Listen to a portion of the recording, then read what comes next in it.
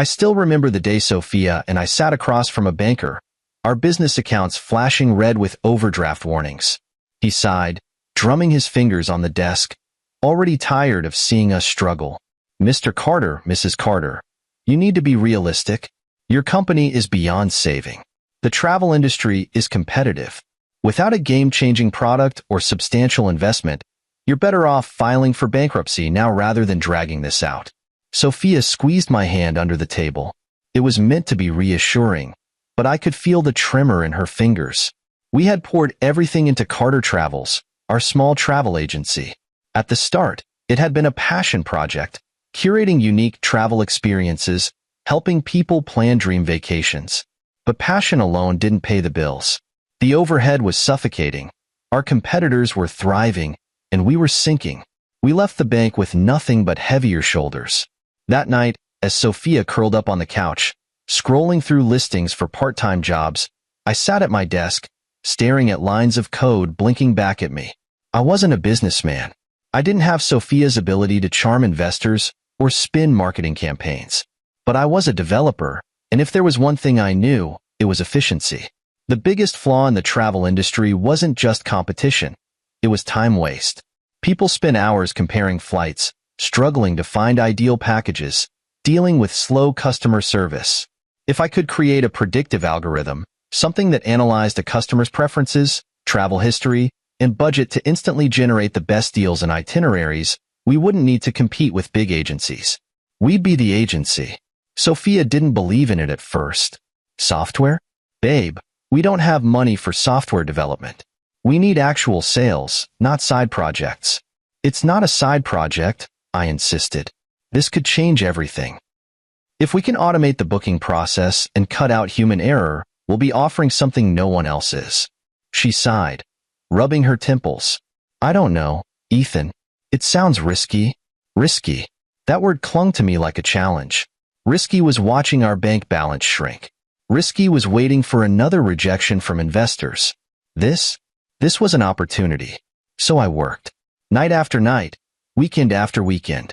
I coded until my eyes burned. Tested algorithms in the dead of night while Sophia slept. By the time the sun rose, I had something tangible.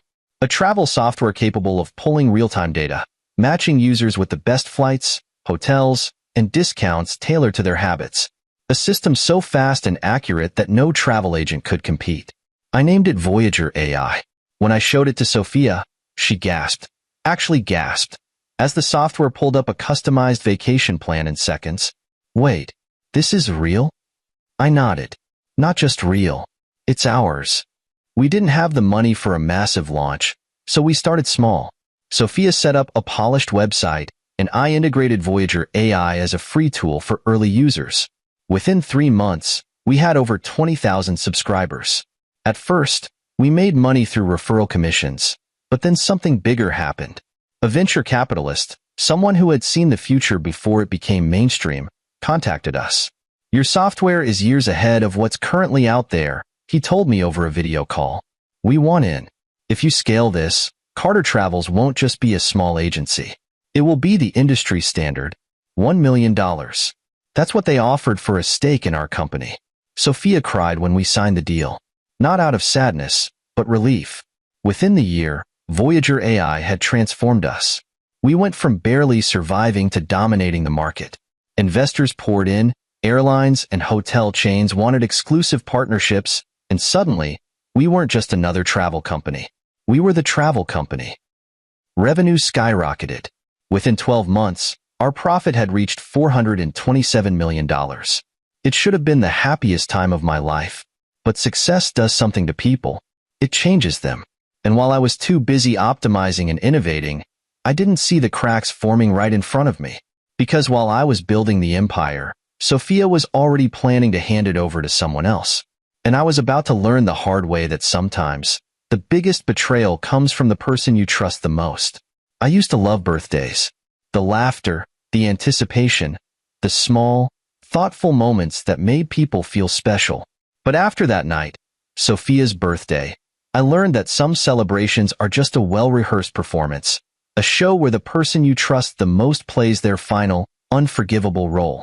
I should have known something was off when Sophia insisted on a grand event.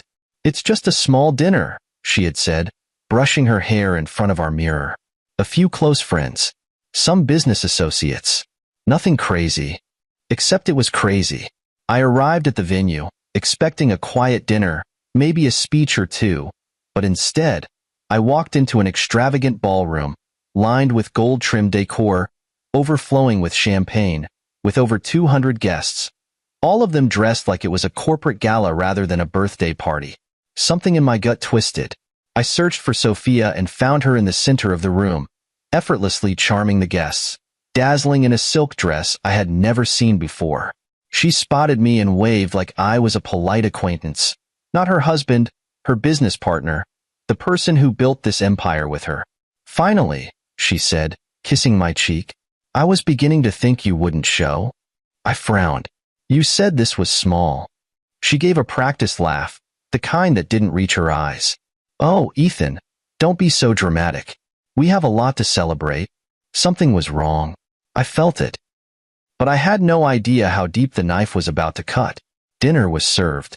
I sat at the long table, listening to laughter and empty conversations, feeling more like a guest in my own life than a man who had built this company from the ground up. Then, Sophia stood up, tapping her glass for attention. "First of all," she said, flashing that perfect, practiced smile, "thank you all for being here tonight. This year has been incredible, and I couldn't have done it without the amazing people around me." I relaxed slightly. Maybe it was just an over-the-top thank you speech. Maybe I was overthinking things. "And of course," she continued, turning towards me, "I have to acknowledge my husband, Ethan, for all of his contributions." There was a small, polite applause.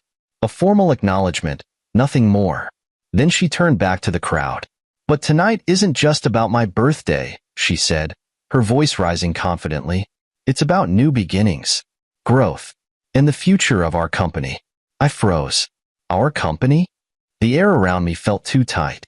A storm was forming, one I hadn't seen coming. Sophia smiled, glancing towards a man standing at the far end of the table. A man I had never seen at any of our board meetings. Mark. "And so," she continued, "I'm excited to announce that as of today, I am officially handing over full ownership of Carter Travels to someone I truly believe in." The room erupted in whispers. My hands went cold. She couldn't mean. I turned my head slowly, watching as Mark rose from his seat, adjusting his expensive suit, wearing the smirk of a man who had already won. "Mark has been an incredible support," Sophia continued, her voice like honey over poison. "And I know that under his leadership, this company will reach even greater heights." The whispering grew louder. The disbelief. The quiet gasps. I should have spoken then, should have stopped the madness, but I could barely hear anything over the roar in my ears. She just gave away our company. My company. I gripped the table, trying to breathe, trying to make sense of this betrayal, when Sophia suddenly turned back to me. And then she laughed. Laughed like this was a joke, like the very thing I had built meant nothing to her. She reached into her clutch, pulled out a small, crumpled $50 bill, and pressed it into my palm. "This," she whispered, just loud enough for those closest to hear, "is your actual value." The room exploded in laughter. Not everyone. Some people looked shocked, confused, even disgusted. But I didn't see them. I only saw her. Her cold, triumphant gaze.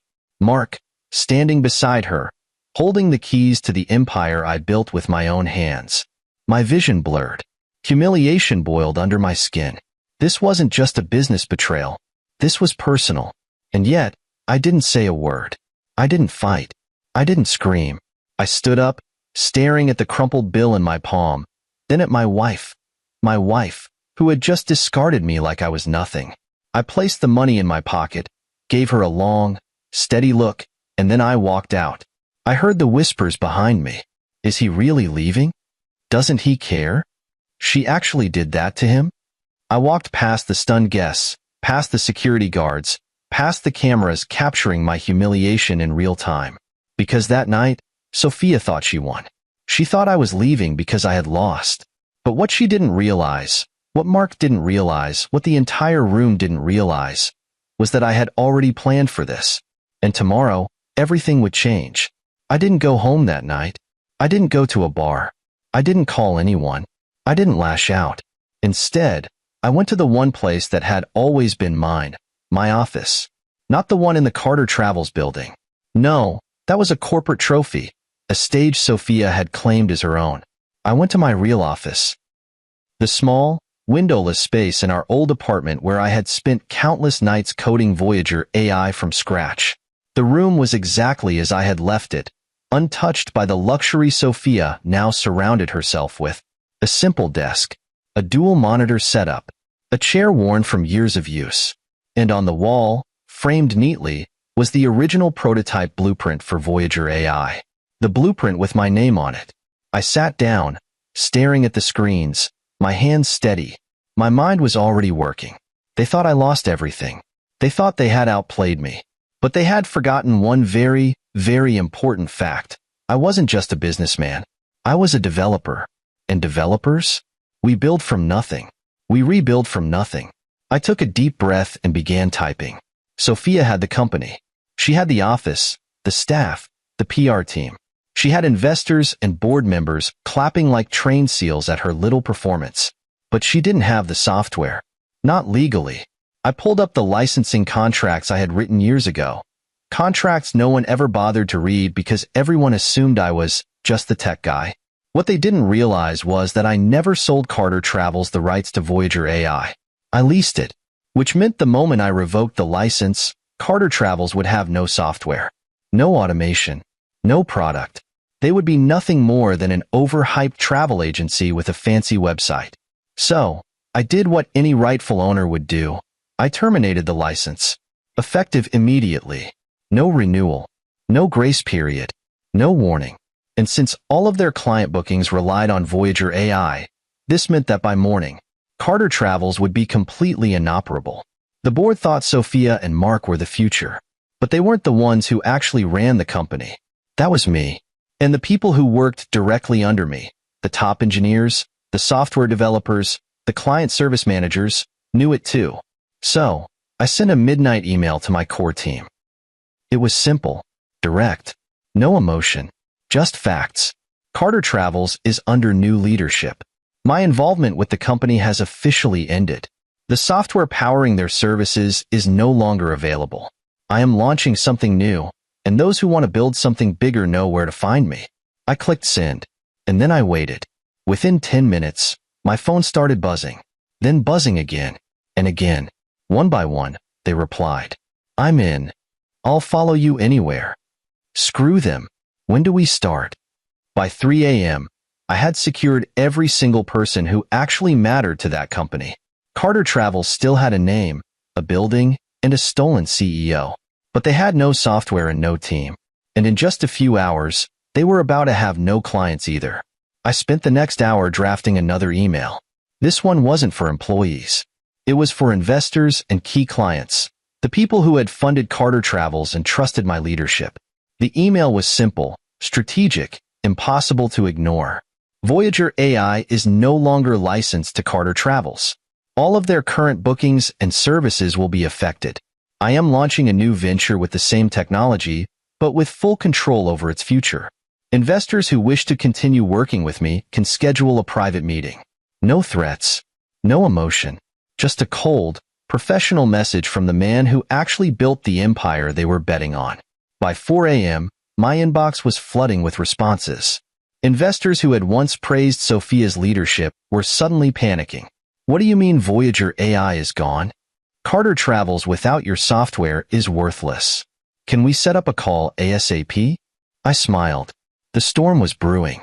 By morning, Carter Travels would be nothing but an empty shell. Sophia and Mark would walk into that office thinking they had won, thinking I was gone, that they had stolen my legacy, and they would have no idea what was waiting for them, because I wasn't broken. I wasn't defeated. I was just getting started. I arrived early, not because I needed to, but because I wanted to watch it all unfold in real time. The security guard at Carter Travels recognized me immediately, hesitating for just a second before giving me a polite nod. He knew. I walked past the lobby, taking in the grandeur that I built, the walls decorated with awards I won, the company's mission statement, the one I wrote, framed in gold letters behind the reception desk. It would have been funny if it wasn't so pathetic. The receptionist glanced up, eyes widening slightly. She knew too. She opened her mouth to say something, but I just gave her a small, reassuring nod. Just here to watch the show. I made my way up to the executive floor.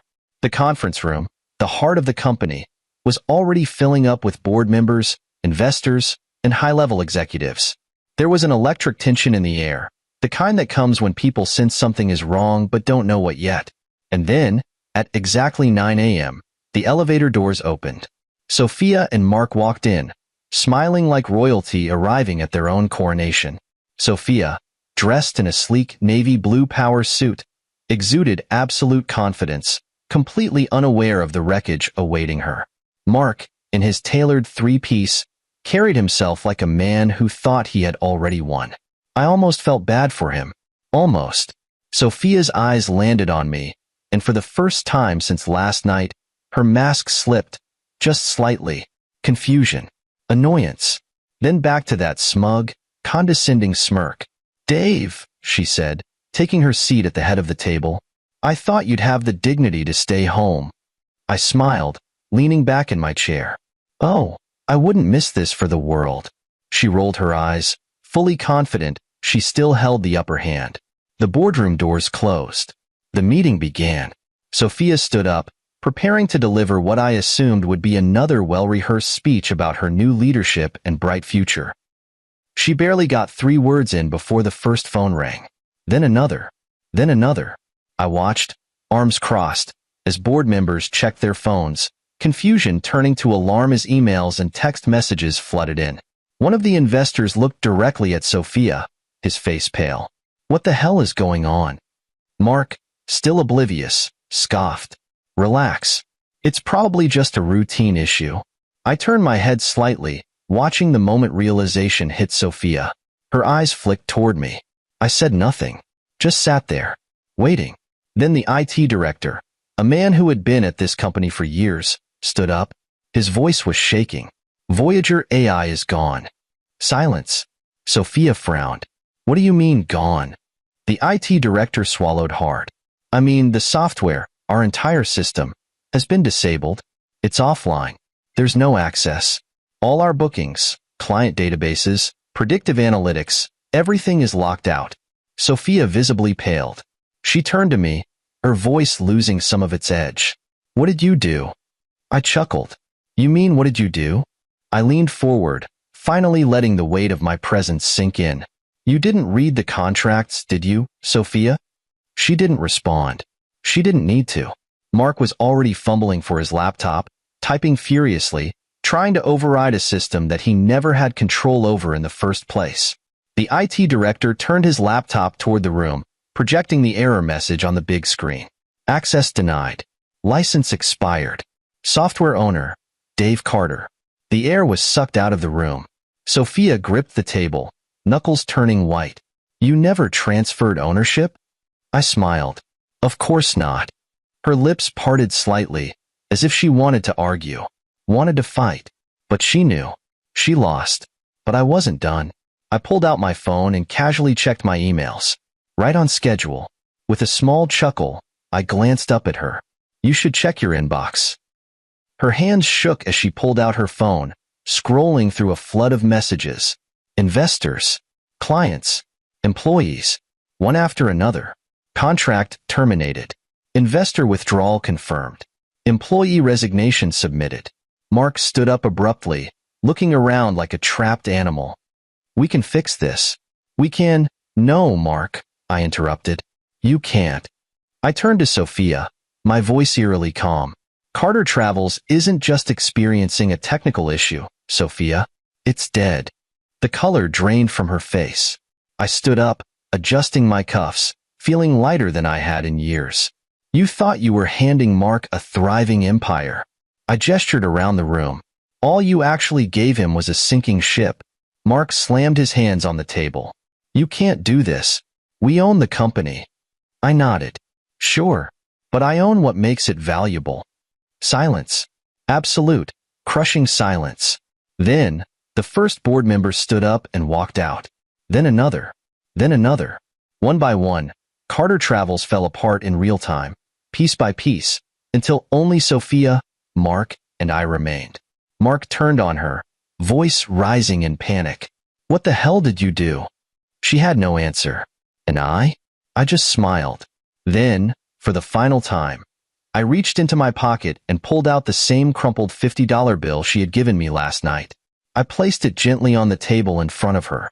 "This is your actual value." Then I turned around and walked out. Not out of defeat, not out of humiliation, but out of victory. And tomorrow? Tomorrow, I would rebuild. Without her.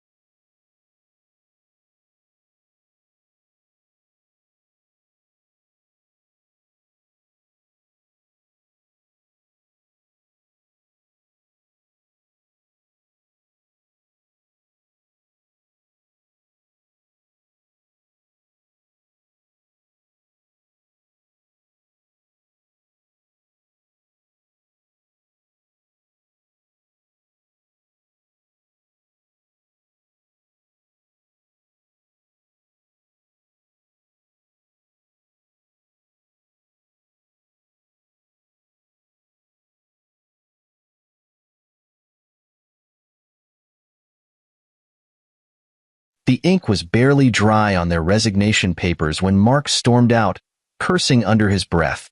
He didn't even look at Sophia as he shoved past her and yanked the boardroom doors open. "This isn't over," he muttered, more to himself than to anyone else. But we all knew the truth. It was over. I watched him go, shaking my head. Mark was never a businessman. He was an opportunist. He latched onto what he thought was a golden ticket, convinced that I was just the nerd in the background while Sophia was the mastermind. And now? Now he had nothing. He had burned his career, lost his one chance at riding my success, and, if I had to guess, he would be radioactive in the industry for years.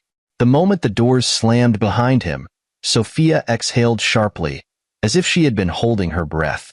But I didn't look at her. Not yet. Instead, I turned to my legal team, who had been quietly watching the entire thing unfold. "We're done here," I said, straightening my cuffs. "Get everything finalized by the end of the day." They nodded, gathering their papers. The remaining board members, those who hadn't resigned out of sheer panic, slipped out, one by one.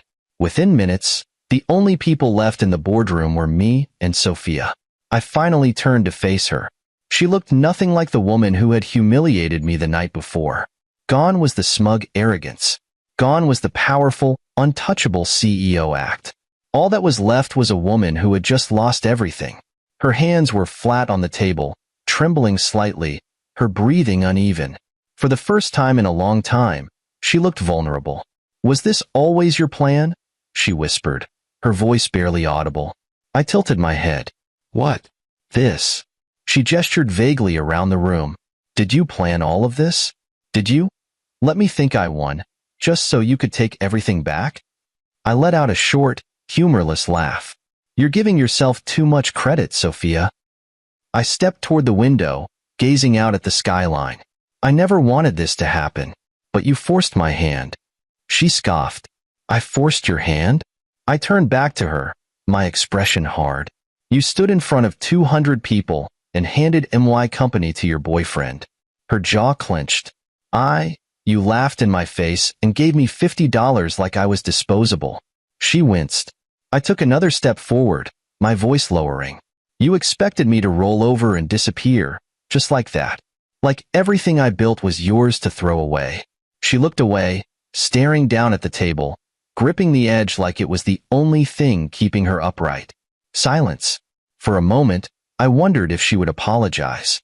If she would finally admit that she had made the biggest mistake of her life. But she didn't. She just shook her head, a bitter, hollow smile on her lips.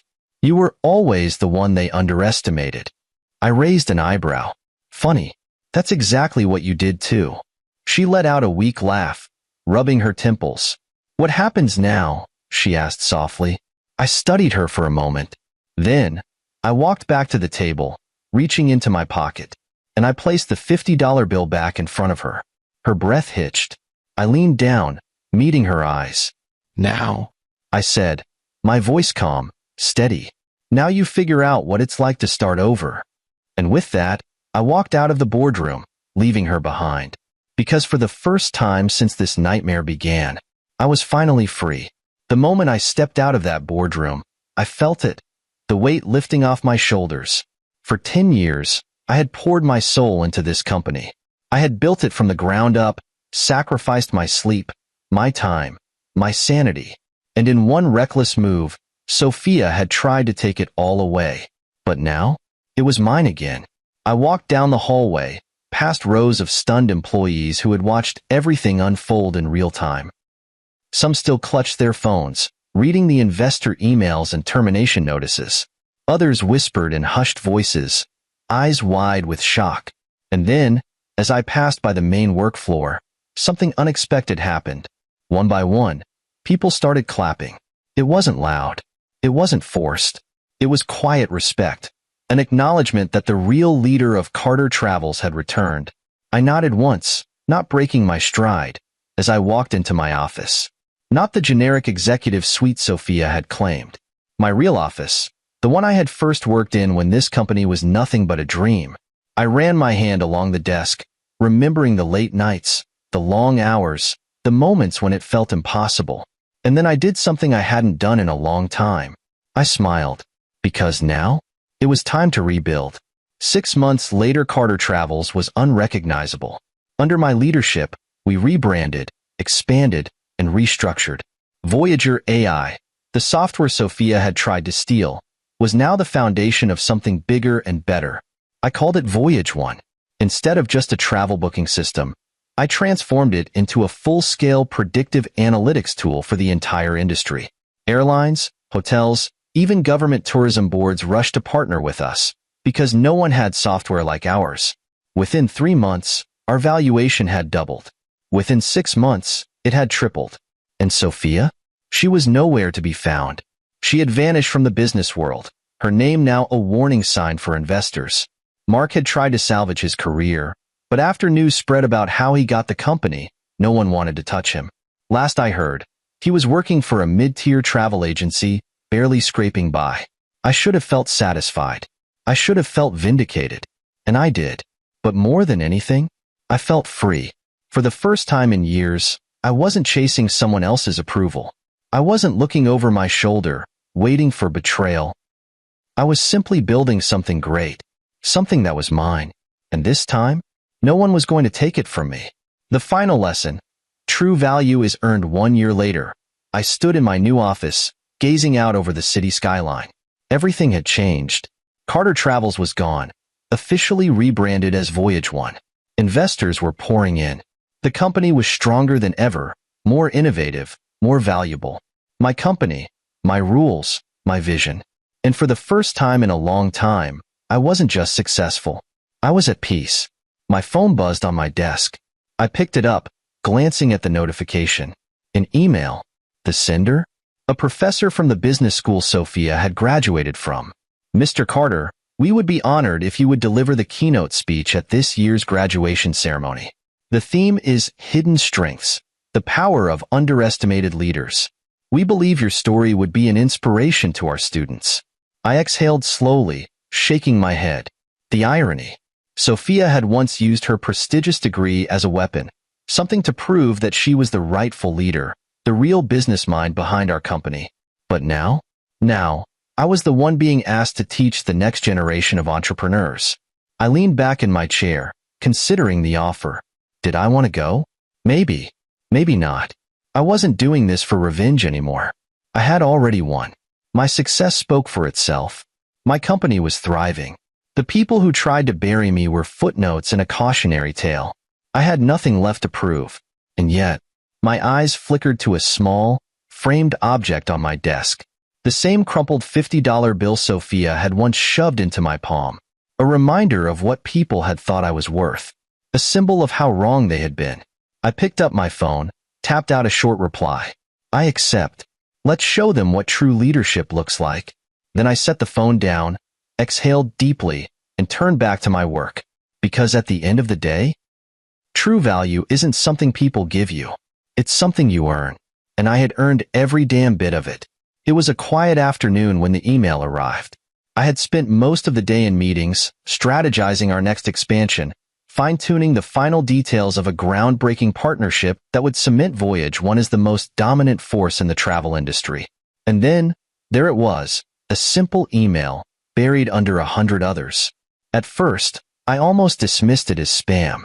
But when I read the subject line, I sat up straight. Invitation to speak at the annual Business Leadership Conference. I clicked on it. Curiosity piqued. Dear Mr. Carter, we are honored to invite you as the keynote speaker at this year's Business Leadership Conference, hosted by Sophia's former university. The theme for this year is Hidden Strengths, the Power of Underestimated Leaders. Given your incredible journey, from founding Carter Travels to building Voyage One into an industry titan, we believe your story would be an invaluable lesson for our graduates. Please let us know at your earliest convenience if you're interested. Best regards, the Business Leadership Conference Committee. I stared at the screen for a long moment, letting the irony settle in. This was Sophia's alma mater. The same place that had handed her an MBA, convinced her she was destined for greatness. The same institution she had used as a weapon against me, citing her elite education as proof that she was the real leader, the business mind, the one who deserved to be at the top. And now they wanted me to speak to their graduates. I leaned back in my chair, exhaling slowly. I had already won. My success spoke for itself. The empire Sophia had tried to steal was gone, and the one I built in its place was worth more than she could have ever imagined.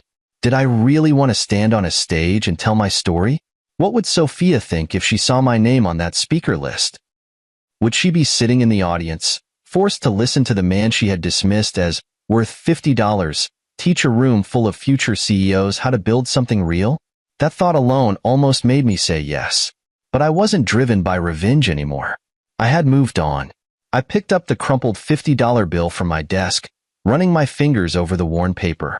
It had become a symbol, a reminder of how people once measured my worth and how wrong they had been. I placed it back in its frame, then picked up my phone and replied, "I accept. Let's show them what real leadership looks like." I sent the email, then turned my attention back to what truly mattered, my future.